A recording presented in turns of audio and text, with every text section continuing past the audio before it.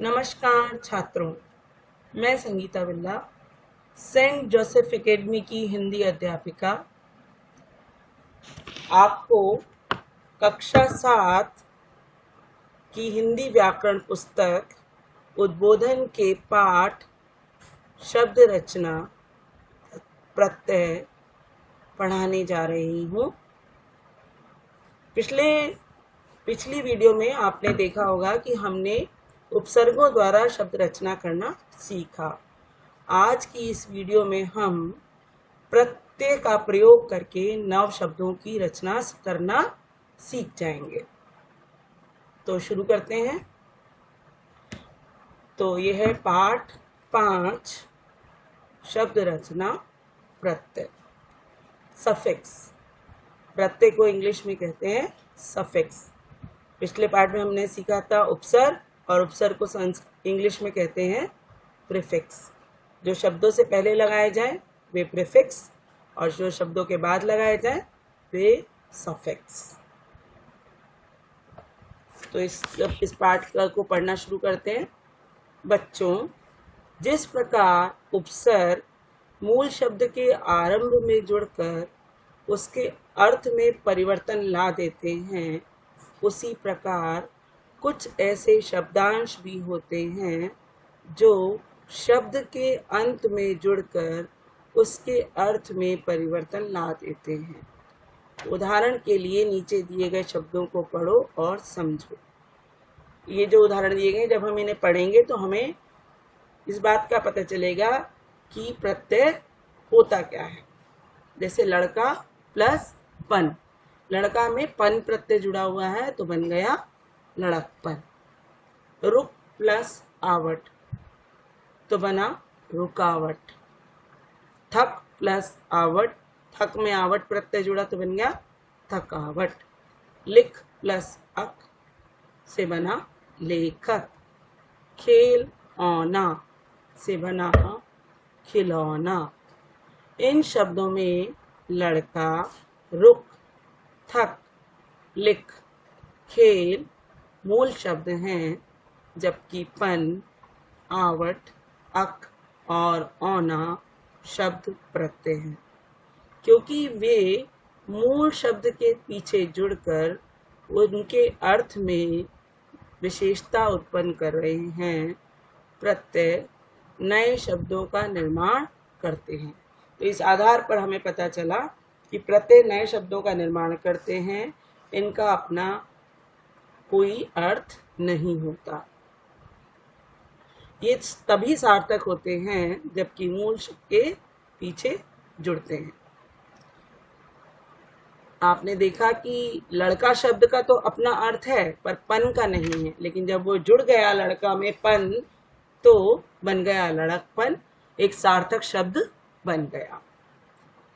ऐसे ही लिख का अपने आप में कोई अर्थ, लिख शब्द का तो आपको अर्थ पता है, लेकिन अक शब्द जो है उसका अपने आप में कोई अर्थ नहीं है जब तक वो किसी सार्थक शब्द में नहीं जुड़ेगा। जैसे लिख में जुड़ा तो बन गया लेखक।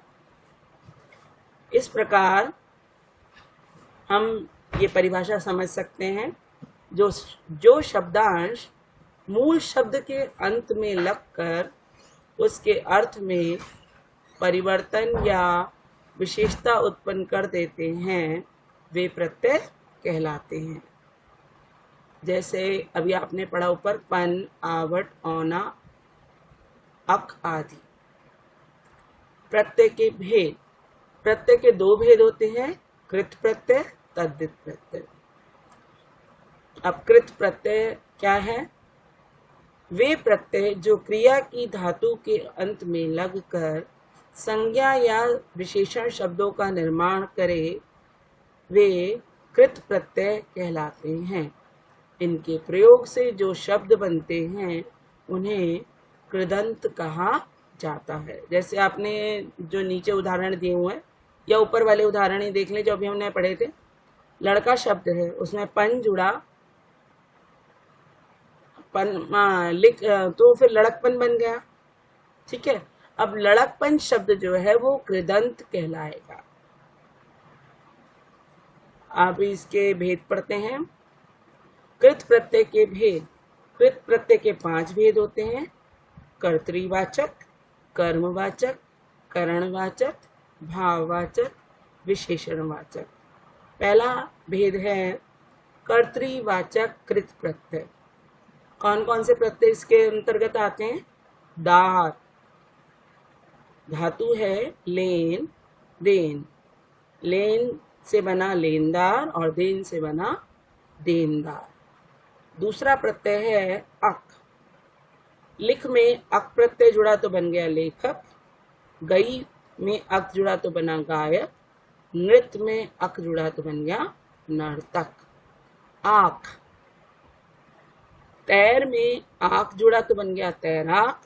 चाल में आक जुड़ा तो बन गया चालाक। आलू। झगड़ा शब्द में आलू जुड़ा तो बन गया झगड़ालू। अब बाकी 2 और बच्चे इसके उदाहरण। अक्कड़। भूल शब्द में अक्कड़ जुड़ा तो बन गया भुलक्कड़। पी में जुड़ा तो बन गया पियक्कड़। घूम में जुड़ा तो बन गया घुमक्कड़। अगला है हमारा प्रत्यय हार। खेल में जुड़ा तो बन गया खेलनहार। हो में जुड़ा तो बन गया होनहार। अब दूसरा भेद है कर्मवाचक कृत प्रत्यय। ये है प्रत्यय नी। नी जन में जुड़ा तो बन गया जननी। चाट से चटनी। ओढ़ से ओढ़नी। फिर है अगला प्रत्यय ना। खा में जुड़ा तो बन गया खाना। लिख से लिखना। गा से गाना। औना प्रत्यय। खेल में जुड़ा तो बन गया खिलौना। बिछ में जुड़ा तो बन गया बिछौना। तीसरा भेद है करणवाचक कृत प्रत्यय। आ प्रत्यय है पहला। भूल में जुड़ा तो बन गया भूला। भटक में जुड़ा तो बन गया भटका। न। बेल में जुड़ा तो बन गया बेलन। झाड़ में जुड़ा तो बन गया झाड़न। नी प्रत्यय करत में जुड़ा तो बन गया कर्तनी। चट में जुड़ा तो बन गया चटनी। भाववाचक कृत प्रत्यय आवा। आवा चला में जुड़ा आवा तो बन गया चलावा। बुला में जुड़ा तो बन गया बुलावा। पहन में जुड़ा तो बन गया पहनावा। आई। लिखा में जुड़ा तो बन गया लिखाई। चढ़ा में जुड़ गया तो बन गया चढ़ाई। कमा में जुड़ गया तो बन गया कमाई। अगला प्रत्यय है आ। लिख में जुड़ गया तो बन गया आ। पढ़ में जुड़ गया तो बन गया पढ़ा। पांचवा भेद है विशेषणवाचक कृत प्रत्यय। पहला प्रत्यय है, पहला इसका उदाहरण है आलू। दया में जुड़ गया तो बन गया दयालु। कृपा में जुड़ गया तो बन गया कृपालु। वाला। पढ़ में जुड़ा तो बन गया पढ़ने वाला। लिख में जुड़ा तो बन गया लिखने वाला। अगला प्रत्यय है अनीय। पठ में जुड़ गया तो बन गया पठनीय। पूज में जुड़ गया तो बन गया पूजनीय। गोप में जुड़ा तो बन गया गोपनीय। अब प्रत्ययों का दूसरा भेद है प्रत्यय का तद्धित प्रत्यय।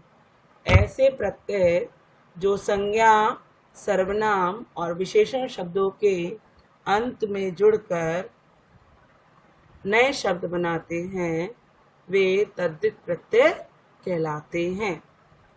पहला भेद है भाववाचक संज्ञाएं बनाने वाले तद्धित प्रत्यय। प्रत्यय है पन। बच्चा में जुड़ा तो बन गया बचपन। लड़का में जुड़ा तो बन गया लड़कपन। इया प्रत्यय। खाट में जुड़ा तो बन गया खटिया। लाठी में जुड़ा तो बन गया लठिया। फिर है अड़ा प्रत्यय। मुख में जुड़ा तो बन गया मुखड़ा। दुख में जुड़ा तो बन गया दुखड़ा। आई। बुरा में जुड़ा तो बन गया बुराई। भला में भलाई। मीठा में मिठाई। वान, गाड़ी में जुड़ा तो बन गया गाड़ीवान, धन में धनवान। ता, ता प्रत्यय, प्रभु में अगर ता जुड़ेगा तो बनेगा प्रभुता, मम से ममता, लघु से लघुता। आपा, मोटा में जुड़ा तो बन गया मोटापा, बूढ़ा में जुड़ा तो बन गया बुढ़ापा। त्व, कवि में जुड़ गया तो बन गया कवित्व, अपना में अपनत्व, देव से बना देवत्व। दूसरा है कर्तृवाचक संज्ञाएं बनाने वाले तद्धित प्रत्यय। पहला प्रत्यय है वाला, पान से पान वाला, चाय से चाय वाला, दूध से दूध वाला। दूसरा है कार, पत्रकार, कहानी में जुड़ा तो बन गया कहानीकार। तीसरा है आरी, पूजा में जुड़ा तो बन गया पुजारी, भीख से भिखारी। तीसरा भेद है संबंधवाचक संज्ञाएं बनाने वाले तद्धित प्रत्यय। पहला है उदाहरण आल, ससुर में जुड़ा तो बन गया ससुराल। और फिर है एरा में जुड़ा तो बन गया एरा, अगर प्रत्यय चाचा में जुड़ा तो बन गया चचेरा, मामा में जुड़ा तो ममेरा, फूफा से फुफेरा। हाल, हाल शब्द अगर नाना में जुड़ेगा तो बनेगा ननिहाल। चौथा है लघुतावाचक संज्ञाएं बनाने वाले तद्धित प्रत्यय। पहला प्रत्यय है इया, तो लोटा में जुड़ा तो बन गया लुटिया, खाट से खटिया। ई प्रत्यय, पहाड़ से पहाड़ी, रस्सा से रस्सी, घंटा से घंटी। री, छाता से छतरी, बांस से बांसुरी। विशेषण बनाने वाले तद्धित प्रत्यय। ये प्रत्यय जुड़ा राष्ट्र में तो बन गया राष्ट्रीय, देश में जुड़ा तो देशीय, जाति से जातीय। इक, धर्म में जुड़ा तो बन गया धार्मिक, समाज से सामाजिक, इतिहास से ऐतिहासिक। वान, पुत्र में जुड़ा तो बन गया पुत्रवान, बल से बलवान, गुण से गुणवान। स्थान सूचक प्रत्यय, तद्धित प्रत्यय का एक भेद। ई प्रत्यय, पंजाब से बना पंजाबी, गुजरात से गुजराती। फिर है अगला ई, मुंगेर से मुंगेरिया, कलकत्ता से कलकतिया। अगला है स्त्रीलिंग बनाने वाले तद्धित प्रत्यय। तो पहला प्रत्यय है हमारा, ये पहला इसका उदाहरण है ई, पुत्र से पुत्री, ब्राह्मण से ब्राह्मणी, लड़का से लड़की। आनी, सेठ से सेठानी, जेठ से जेठानी, नौकर से नौकरानी। नी, हाथी से हथिनी, मोर से मोरनी, चोर से चोरनी। अब अगला है बहुवचन बनाने वाले तद्धित प्रत्यय। आई, सड़क से सड़कें, दीवार से दीवारें, बहन से बहनें। इया, रानी से रानियां, चिड़िया से चिड़िया। उर्दू के मुख्य तद्धित प्रत्यय। आना, मेहनत से मेहनताना, साल से सालाना। नाक, दर्द से दर्दनाक, खतरा से खतरनाक। ई, गरीब से गरीबी, गर्म से गर्मी, सरद से सर्दी। उपसर्ग और प्रत्यय का एक साथ प्रयोग भी किया जाता है बहुत से शब्दों में, जैसे हम देखेंगे उदाहरण। पहला उदाहरण, अप उपसर्ग है, मान शब्द है, इत प्रत्यय है तो बना अपमानित। अन, जान और अनजाना। सु, शिक्षा, इत, सुशिक्षित। सुलेखनी, सुलेखनी। लघु कथाकार, लघु कथाकार। अब अंत में एक बार हम याद रखने योग्य बातें दोहरा लेते हैं। वे शब्दांश जो मूल शब्द के अंत में जुड़कर उसके अर्थ में परिवर्तन ला देते हैं वे प्रत्यय कहलाते हैं। प्रत्यय दो प्रकार के होते हैं, कृत प्रत्यय और तद्धित प्रत्यय। कृत प्रत्यय के 5 भेद होते हैं।